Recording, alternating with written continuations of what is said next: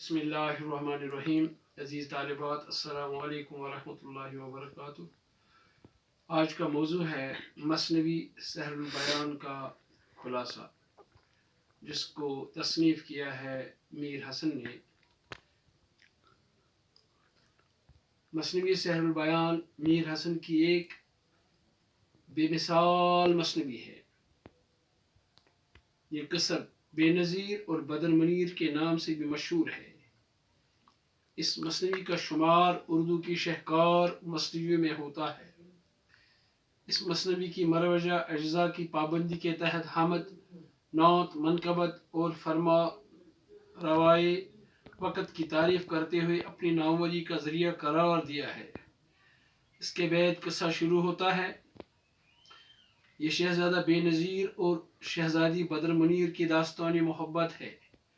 شہزادے کا والد ایک بادشاہ تھا جس کے پاس دنیا کی ہر چیز اور ہر آرام تھا، مگر وہ بے اولاد تھا.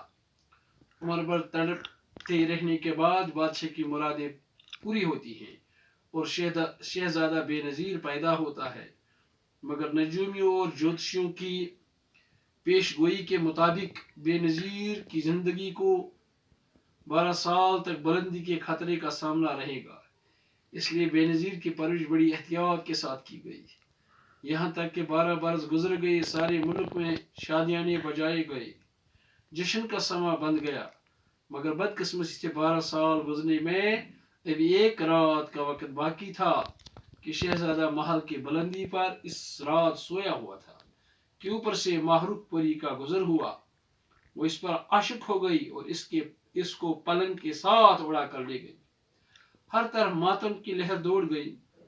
ایک دن پری سے نظریں چرا کر بے نظیر ایک باغ میں اترا جو شہزادی بدر منیر کا تھا.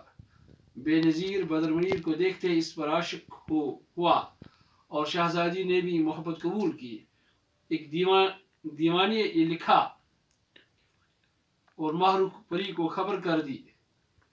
ماہرخ نے غصے میں آ کر بے نظیر کو ایک کنویں میں قید کیا. شہزادی کی سہیلی نجم النساء بیس بدل کر اس کی تلاش میں نکلی.